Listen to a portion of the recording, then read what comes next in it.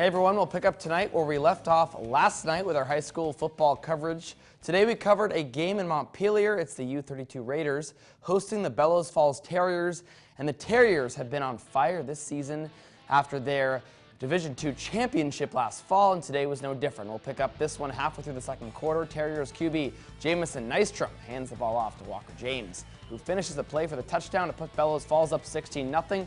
Moving to the third quarter, and now it's going to become the Caden Haskell show. There was a handoff to him right there for a touchdown, and then on the next drive, same outcome, 30-0 Terriers. Let's see if U32 can find some magic. Here's a great pass by Raiders QB Charlie Fitzpatrick to Ismail Cruz, but then a couple plays later, Fitzpatrick's pass would be batted into the air by Cole Moore, and he would catch it for the interception, and that would lead to another Caden Haskell rushing touchdown, his third of the half. There'll be more. Bellows Falls up 37-0. U32 finally on the board in the fourth, but it wasn't enough. And following Haskell's fourth TD of the second half alone, Terriers win 43-7. And for the games we couldn't get to today, the Hartford Hurricanes losing to the Burton Burton Bulldogs 24-14. Burton Burton rising to 4-0 on the season, still undefeated. Rice falls to Windsor 42-8. Windsor still undefeated on the season as well. And Mount Mansfield, they lost to Mount Anthony 47-6. Mount Anthony's been good so far this season. Next up, we got the Springfield Cosmos. They annihilate Poultney 40-0 in Poultney, and Mount Abraham losing to Otter Valley. The Otters winning at home 46-25. And Missisquoi Valley, they could not win, still can't seem to win this season. Against Oxbow, the Olympians win 35-8. And for our New York game rather, tonight we had the Saranac Lake Red Storm. They beat AuSable Valley Patriots 28-7 over in Section 7. And we've got some college football action today at Middlebury College. The Panthers facing Wesleyan for an SCAC game after a big Week 1 victory. They took that momentum into Week 2.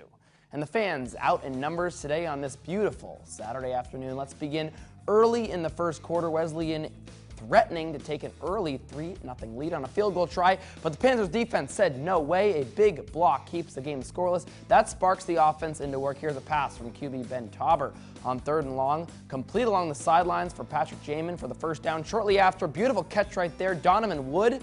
He's able to hang on as he hits the turf, and Middlebury 7-0 lead after the extra point.